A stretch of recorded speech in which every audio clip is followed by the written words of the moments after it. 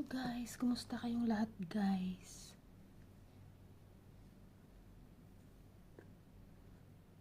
Flex ko lang itong mga pinamigay ng kaibigan ko, mga harina. Yung mga ganyan, dami-daming mga pinagmimigay. Ayan, mga cream. Dami-daming mga pinamigay para sa mukha.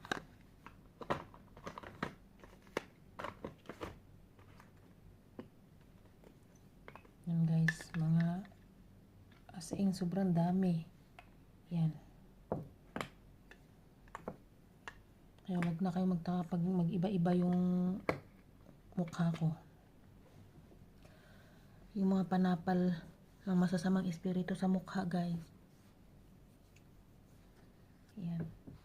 Pero mga original siya. Effective naman sa mukha ko kasi at least nawala yung mga ano niya, nawala yung medyo kuminis guys. Lahat ito ay hindi ko binibili. Binibigay lang ng kaibigan ko kasi yung kaibigan ko simple lang siya. Hindi siya gumagamit ng mga kahit anumang sa mukha. Ngayon, yung amo daw niya, binibilhan daw siya ng mga ganito.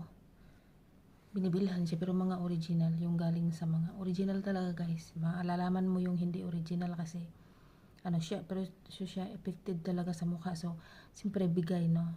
So, kapag bigay kasi, so ginagamit ko, ayoko namang itapon. Kasi, tsaka original siya, maganda siya. Tinatry ko lang naman. Actually, hindi naman ako gumagamit ng mga ganitong, ano, kaya lang, nasasayang naman kapag ipimigay ko, no?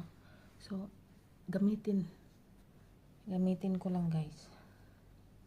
Yan, ilagay ko sa mga sa liig ko nga, may itim para puti naman. Kasi maitim talaga ako, hindi naman ako maputi, no?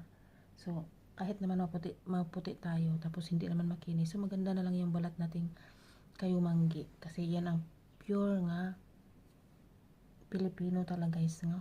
Pilipino, kayumanggi talaga. Pango ang ilong, ayan. Swerte na yung mga matatangos ng ilong dyan. Ay, ito lang nilalagay ko sa umaga ako naglagay nito tsaka gabi. Ang dami-dami yung cream na yan pero hindi ko ginagamit yung iba. Yung minsan naman, tinatry ko lang. Tapos, ayun, hindi ko na ginagamit. Kasi hindi naman talaga ako mahilig yung mga ganyan guys.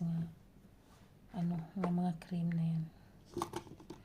So, binigay nga, kaya gagamitin ko kasi sayang naman pag perfume dan tayo kasi, siyempre, kapag dadaan-daan tayo sa harapan ng amo, at least